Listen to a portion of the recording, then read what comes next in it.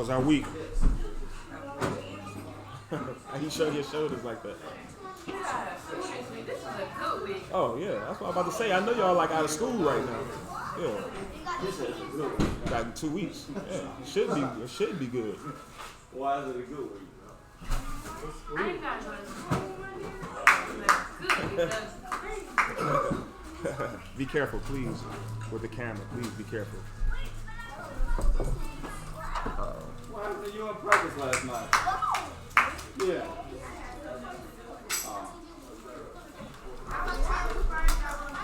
All right. I don't even know whose number is who. I keep responding. I don't even know who it is. Shalom. Start. No, we just about to start. We just got down with the Hebrew. Okay. Whoa. You doing better? Listen up. Yo. Let's pay attention. We're about to start the children's lesson. All right. How we doing today? Good. Are we out of school this week? Yeah. 2 weeks of school. Yeah, you out of school this week. That's what I asked you. I said, actually, was you out of school this week? I missed 2 weeks of school. Yeah, because he out on break.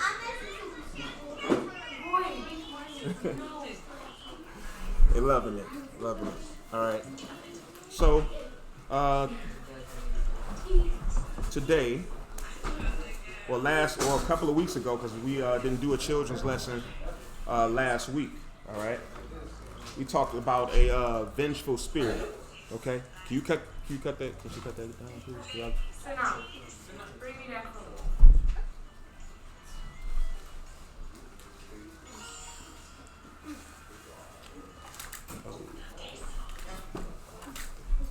Too bad.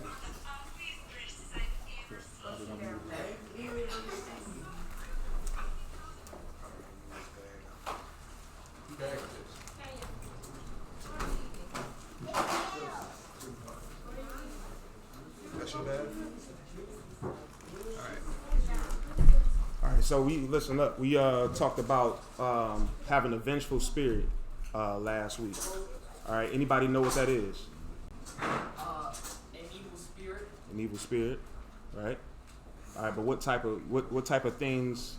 What consists of having a vengeful spirit? The spirit that means you always want to get back at somebody if somebody does something to you. Absolutely. Even if it means breaking God's laws, right? Right? So, I mean, as a matter of fact, the law says that vengeance is of the Most High's, right? So one of the people we talked about last week, we recapping from last week. So one of the things we talked about Jezebel and how she wanted to get back at Elijah because he had killed all the false prophets. All right, so they went through a thing where he tried them, and they called on their God, and they did so many things, but their God didn't answer them. And then once he called on the true living power, then he answered, and pretty much, the deal was to put him to death, which was already written in the law in the first place. A false prophet was always supposed to be put to death. Okay. So that's just a short recap of what we went through. We went through a vengeful spirit. Okay. This week we're going to go into being unequally yoked. Let me see. Being unequally yoked. Who know what that means? Means someone with a friend is a non-believer. Yeah, being around friends, like if you're a believer and they're non-believers, that's one way to look at it. Yes, absolutely. That's definitely what we're going to get into in regards to the Bible. But it's other ways to be unequally yoked. Anybody know? All right. So what is a yoke then? A yoke is it was used for animals, usually used for oxen. You will hear phrases like people use like a yoke of oxen when they use oxen to go and do work and to carry burdens and to go and do work. So they would usually have. You got a question? Is it a yolk like in an egg or something? No. No. A yoke a yoke. So a yoke is something you put around animals to keep them together while they carry a load. So if you're talking about an oxen, then, or you're talking about oxen, you're talking about usually 2 oxen, and they put in this yoke. It's a long piece of wood with 2 hooks, and they keep them together while they go and do their work, while the farmers go and do their work in the field, right? So being unequally yoked, you could say it would be a baby ox with an adult ox being under this yoke, and they walking together, and the yoke will be unequal. Like it would, the adult yoke, the adult's yoke would be like, sitting high, and then the baby oxen's yoke would be actually like, low. So that would make them unequal. All right. So that's just on the physical level, but the Bible talks about not being unequally yoked with unbelievers. All right. So let's open up to I'm going to read 2 Corinthians 6 and 14. Right.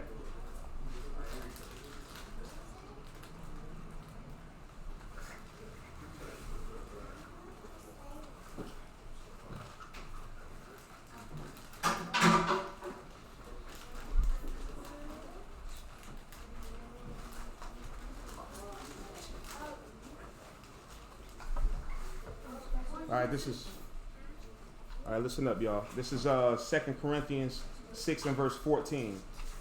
Be ye not unequally yoked together with unbelievers. For what fellowship hath righteousness with unrighteousness? And what communion hath light with darkness? All right. So what fellowship have righteousness with unrighteousness? So when you bring it to, say you bring it to today, like if we in school or if we at work, we have to deal with people who is often dealing in darkness while we trying to walk in this path.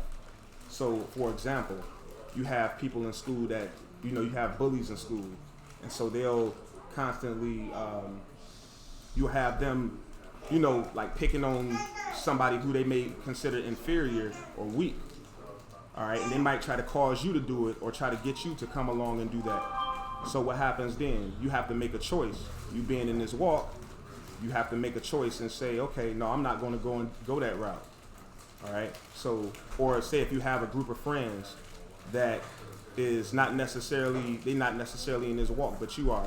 And so their mind is on things of the world. They're on fornication. Their mind is on things like robbery and stealing. Then they try to get you to go and do something. So what happens then? You have a choice to make. Whether you're going to, keep them around as friends, or are you going to disassociate yourself with them and, go and do your own thing and get yourself around other people that you will be equally yoked with.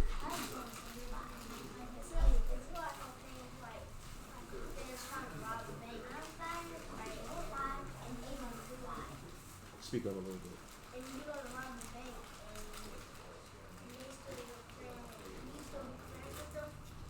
It's best that you disassociate yourself with them. See, you may have some things that you like about them, but see, if they going against Yah's commands, that's where you have to draw the line, right? You're supposed to cut them off. Yes, absolutely, absolutely. I know some things are like very obvious to the kids, like you're not supposed to murder, you're not supposed to cheat, you're not supposed to lie, Yeah. you're not supposed to lie. So if you hang around with people who lying, disobeying their parents, Absolutely. that's still being unequally yoked. Absolutely. So you gotta consider that too. Like, don't try to be friends with somebody who don't honor their parents, and then you start dishonoring yours. Absolutely. Absolutely. And that's one of the main, that's one of the main laws. Honor thy father and mother, right? So if you honor your father and your mother, and you have a friend that is not, or friends that is not necessarily doing that, what can happen is, because you may have a bad day with your parents one day, and so what if they tell you to do something and you don't want to do it? Or what if they, you have a falling out with your parents, which often happens with kids, right? But then all of a sudden you go around those friends that's disobedient to their family. What they gonna do? They gonna give you bad advice, and then next thing you know, your righteousness turns into unrighteousness, and you start to disobey your parents, right? You was about to ask something. What if that's like one of your family members, like, say one of your family members goes to jail or something and they get out, but they go change their life. Are you supposed to cut them off? Yes, absolutely. Trust me, I'll cut family off. It's okay. You know what I mean? Like if that don't mean that you hate them, and you know you don't have to totally disassociate yourself. You can deal with them with a long handled spoon. So what that means is say, you know, see them and check on them every once in a while. If this is somebody you used to deal with, but you can't be around them involved in their activity and then calling yourself trying to be righteous, right? So that's where it becomes a problem when you are trying to be a righteous person and then they're not trying to be a righteous person, right? And so what they doing a lot of evil in the world, but then yet and still, you know, you trying to walk righteous, but you really lukewarm, and because you are associating yourself with them and you agree with some of their ideas, then that doesn't make you a righteous person. The Bible calls that lukewarm, right? Here, let's see. So let's go into, as a matter of fact, speaking on that topic, I'm going to go into 1 Peter 4.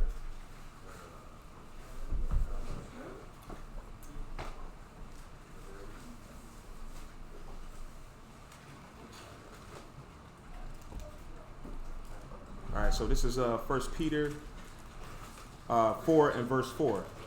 It says, wherein they think it strange that you run not with them to the same excess of riot, speaking evil of you. So what happens is the people that you disassociate yourself with, and you trying to maintain this walk, right? So what happens is they'll start to speak evil of you. You will become their enemy. Y'all won't necessarily be friends because, you know, they'll call you terms like goody goody or whatever have you. You know what I mean? Like, and see, the thing is, you know, when you're trying to uphold this walk, like it's no gray area. Like, so you have to really choose right from wrong. It's not going to be, you know, a lot of us think we can, and you often see this in the Christian church. You see them where they're not necessarily choosing right, but they're not disassociating themselves from wrong either. So they just, you know, they involved with both. And you can't do that. That's lukewarm. You know what I mean? So you have to be involved. You have to, you know, choose the right path. You're going to choose righteousness, you need to be on that side. All right? It can't be no lukewarm. There's no gray area when it comes to following the Most High. All right? So, yeah. Okay. Yeah. Okay, so now as a believer, as a follower of Yeshua HaMashiach, right? Hold on. Can we keep it down, please? Thank you. Listen, so as a believer in Yeshua HaMashiach, right? So, you know, this is how we should operate right here. This is the mind state we should have. I'm going to read this. This is Psalms 101.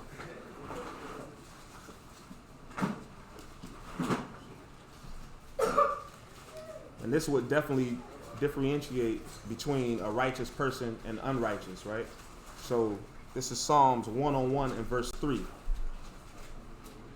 I will set no wicked thing before mine eyes. I hate the work of them that turn aside. I hate the work of them that turn aside, right? It shall not cleave to me. A froward heart shall depart from me. All right, who know what a froward heart is? What is a froward heart?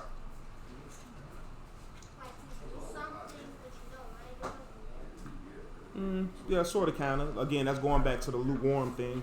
But it's basically just an evil heart. A froward heart is an evil heart. All right? They have evil things on their heart all the time. Right? So if a person is always meditating on how to do things to get ahead financially, and it goes against the laws of Yah, right? So that would be a froward heart. All right? Let's see. Verse 4. A froward heart shall depart from me. I will not know a wicked person. So King David is saying he will not know a wicked person. Then here's another one that can show that a person is evil, right? Whoso privily slandereth his neighbor, him will I cut off. All right, so whoso privily who privately slander their neighbor, they were cut off. So think about it. Like, you around people at school often, and all they do is gossip.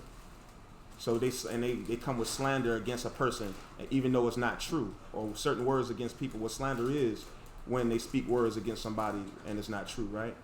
So that's, if they meditate, if that's all they do, and you got them as a friend, that definitely constitutes as being unequally yoked, right? Whoso privily slander his neighbor, him will I cut off. Him that hath an high look and a proud heart will not I suffer. All right, David is saying that person can't be in his dwelling. Okay? So family can be also, you can also be unequally yoked with family, definitely, right? All right, Mashiach spoke on this.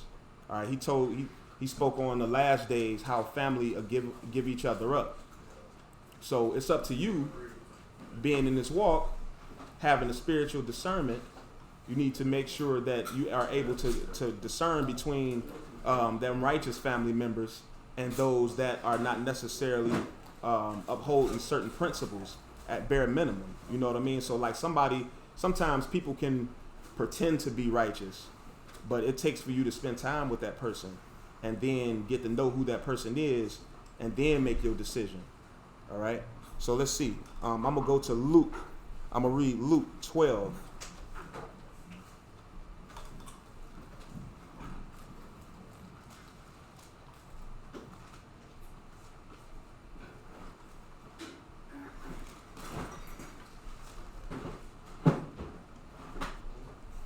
Luke 12 and 51.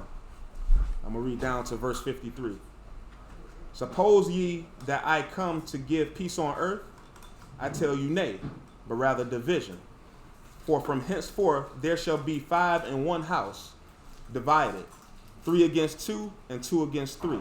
Now the Mashiach is talking about how there'll be righteous people that's following him, and it'll be 2 or 3 people in the house that's following him out of 5, but then the other 2 or 3 wouldn't necessarily be following him, which will cause contention, because if you think about it, you'll be trying to keep Yah's law. You'll be trying to do things like keep the Sabbath. Now what they gonna do? They gonna cook on the Sabbath. They gonna do other things on the Sabbath that's not lawful, right? So verse 53, the father shall be divided against the son, and the son against the father, the mother against the daughter, and the daughter against the mother-in-law against her daughter-in-law, and the daughter-in-law against her mother-in-law. All right, see, that's, so it's just giving more division within the household, right? So let me ask y'all again. So what's being unequally yoked mean? Here, let me get you.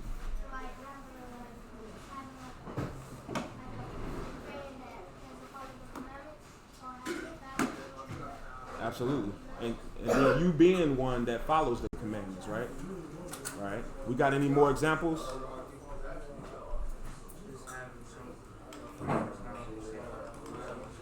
Absolutely. And see, look, think about it. Say, there's different ways to look at this too. Now, the Bible definitely talks about spiritually being unequally yoked, right? But say, I don't know if I should use it. I guess I can use this. Well, at one point in time, I wasn't following Yah's commands, right? But in high school, usually is where a student try to find, and in grade school, usually a student is trying to find their identity. But by college, they are definitely establishing who they are. And the same things that you once lived by in high school, once you get into college, it start to shape your thoughts even more, and you start to position yourself around people as a young adult who are now thinking like you. You know what I mean? And you position yourself around. So like we position ourselves around each other now. Well, think about it. And it happens like that in the world too. Only they not following Yah. So they. In college, you will see people position themselves around others that's thinking like them, and they may call that growth, and some people don't grow. They'll stay at the high school level. Who they was in high school is who they're gonna remain for the rest of their life. You can count on them being consistent. All right, so that's being unequally yoked as well. So it's different ways to be unequally yoked, right? let me see. Let me go to Deuteronomy 22:10, just to show you a physical example of being unequally yoked. All right, because these are our forefathers in history was farmers. They had animals. They did work in the field, right? So here's a law that Moses gave from the Most High to the children of Israel. Deuteronomy 22:10. Get there. This is Deuteronomy 22 and verse 10. Thou shalt not plow with an ox and a donkey together. So thou shalt not plow with an ox and a donkey together. All right, so you couldn't have an ox and a donkey working out in the field together, right? Because they got two different animals, all right, and they don't operate the same. Even though you probably can use them in the field, but it's not the Most High made it where you couldn't use both of them in the field because they don't operate the same, right? So just to show you that it's an actual physical example too. And so where Paul got that comparison when he said don't be unequally yoked with unbelievers, it's kind of from the law as well. All right, we wasn't supposed to be around other nations, right, that didn't keep Yah's laws. He didn't want us to mix in with them. He didn't want us to mix in with Canaanites. Why? Because they was giving over they was sacrificing their children to other gods, right? Doing stuff like that. Well, Yah wants you to live. You know what I mean? So that's just different ways of being unequally yoked. All right. It was certain people that couldn't come into the congregation. At one point in time, Moabites and Ammonites couldn't come into that congregation because of things that they did to the children of Israel, how they carried themselves, different gods that they followed. See, if you can't be a believer in the Most High and keeping Torah, and then go and necessarily be friends with somebody that's in a different religion like Islam. All right, now you can be cordial and you can be peaceful, but not necessarily friends, because their beliefs is entirely different. They keep certain things we do, like they'll keep the dietary law and stuff like that, but they don't believe on the Mashiach. All right, and that even goes for Old Testament Hebrews. If they Old Testament only, how could y'all be yoked together equally if they don't believe on the Mashiach and you do? All right.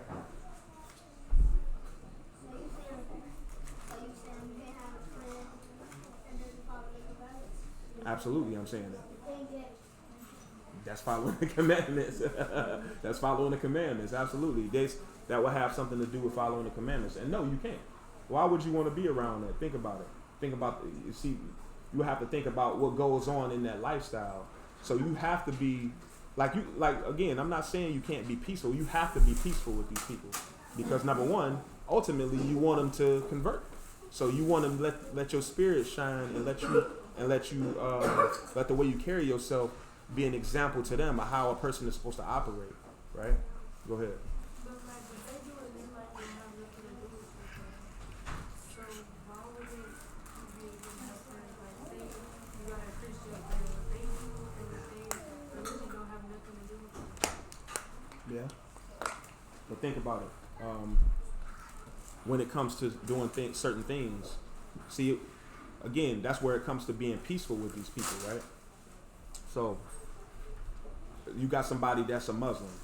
Like I know people, like my coach was a Muslim, right?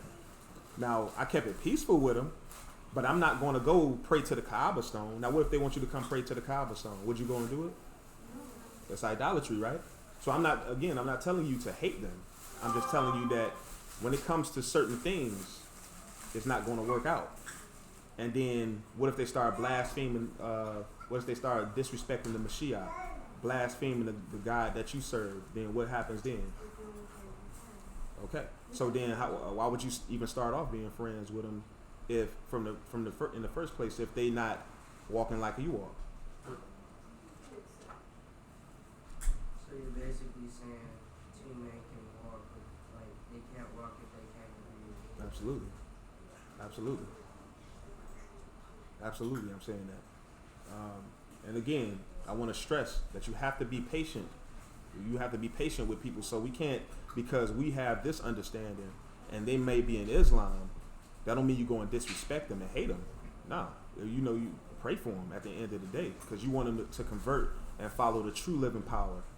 See, a lot of religions, they might pretend to follow the Most High that we follow, but when it comes to certain things, like if you following like we follow the Mashiach, right? So we believe that he's the son of Yah. So what happens with them is they believe that he's only a prophet. They don't believe that he's the son of Yah.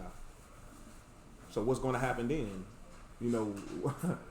Are you going to stay friends with them once they start to give they spill of why they are, don't believe in the Son? Because you can't even get to the Father unless you believe on the Son. But in order to dismiss somebody, go to the Reverend brother and voice their opinions so you can Absolutely. That's why you be patient and you be peaceful with them. Yeah, be peaceful with all men. The Bible instructs us to, right? In Romans 12 and 18, they tell you to be at peace with all men, all right? Because you want to eventually convert them and bring them into this understanding. So but you don't want to get like how brothers is on the corner, disrespectful because some Muslims may walk past or something like that, and they be like, how brothers and sisters be street teaching, and so, my brothers be street teaching. I'm sorry, and so they'll be yelling at somebody that's of another religion and just pulling out scriptures. You want to be a little bit more peaceful with people than that, all right? But you can't position yourself around them until they have accepted how you walk, and then they too are walking like you walk, right? What if somebody acts like they're righteous around you, and they really aren't righteous? How do you figure out they're not righteous? But that's the thing. See, it will take for you to be around them. So you can't make a decision like that until you can't make a decision whether they're a friend or something like that until you try them. So it will be certain things that you will have to try them with. For example, say you being off in this walk, decide, and you meet a friend that's of another faith. Well, the conversation would tell you, what they're about. You know what I mean? And see, you got to understand, Satan tempted Mashiach with scripture. So what that means is Satan is not going to always come, loud and obnoxious. They'll come calm and try to persuade you to do evil in other ways. So it take for you to try them out. It take for you to get to know them. All right. So what if they keep hiding it from you, you never figure it out? You don't become you're just close friends, and then you don't find out. Yeah. Well, I mean, if they have another faith, invite them here and see how they, you have to do things like that to invite them around your family. And then we'll see how they operate. And then if they tell you that they don't believe, they're atheists, which is somebody that don't believe in the Most High, or they claim that they don't believe in religion or the Most High, then, then that will show you right there who they are, right? It's all about, like, you have to ask certain questions. And then how do y'all choose your friends? Think about it. Like, how would you actually choose a friend? How can you say this person is my friend? Say that again. That's one way. What else though? That's it.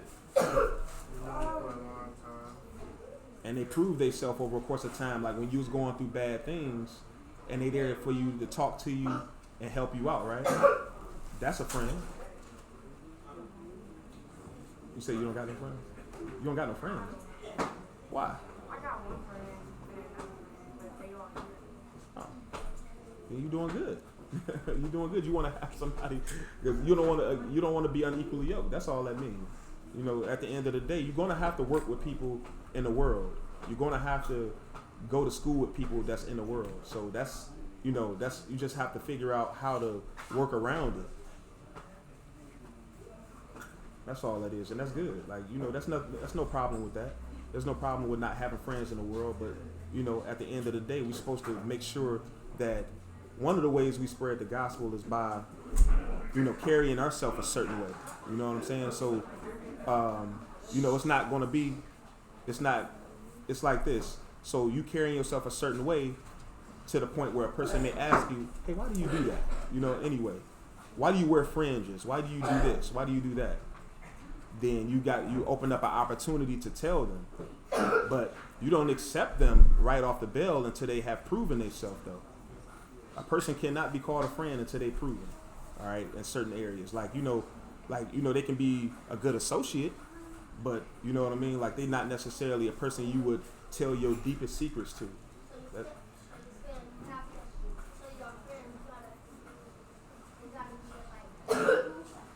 they don't. Well, yeah. I mean, preferably yes, but see, you got to keep in mind those that's the way we identify and walk. The way we identify and walk. So yes, you would definitely want them to be that. But you know, it's about how a person carry themselves. If they keeping y'all's commands, yeah, you definitely want them as a friend.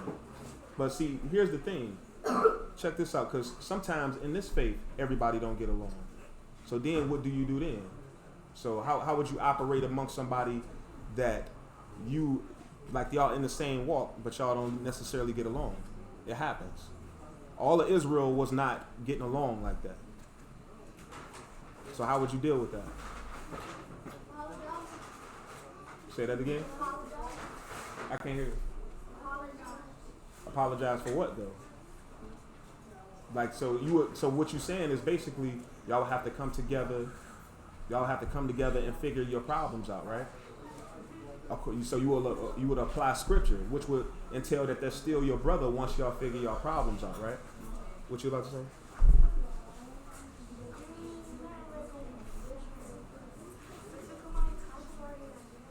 Yeah, absolutely. But see, you know, like the scriptures tell you, like if you have an art with your brother, you go to him one-on-one, and you try to figure the problem out. If that doesn't work, you take 2 or 3, and y'all try to figure the problem out. If it don't work, then they go in front of the congregation. So look at the mercy within that. So you giving them chance after chance, and you know y'all trying to figure this thing out. And after a while, you know you'll just have to disassociate yourself from them. So it may come to a point where y'all might not necessarily be friends, but you don't just turn your back on your brother or your sister without, you know, giving it an effort. So what if you apologize and they don't apologize back and they don't accept your apology? Does it still count as an apology? Absolutely. Absolutely it do. And like I said, when you apologize, I mean, you've cleared yourself. You just make sure that you go to them. You, like I said, apply scripture. Like you go to them one-on-one. You let them know that you made a fault, or y'all talk about your situation. They may say that they had a fault for whatever against you. So you apologize. Then you try to get them to see where they went wrong. If they don't see it one-on-one, then you go ahead and bring 2 or 3 people to them. You know what I'm saying? And then after they don't see it, then go in front of the congregation. So yeah, you will have to have mercy on him, even though he might not be favorable of you. You apologize, so you kind of cleared yourself, and now your effort is to get your brother back or your sister back. All right.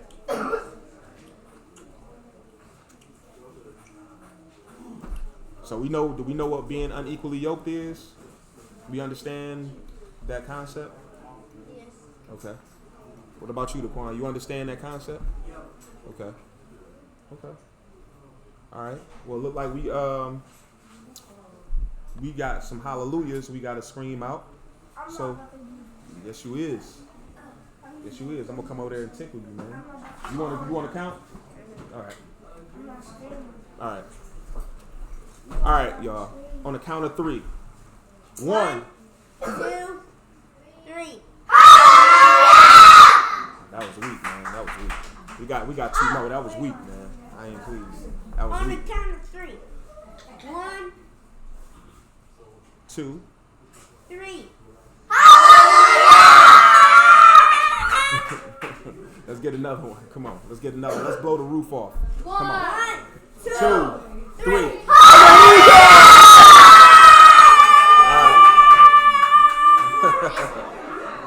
All right.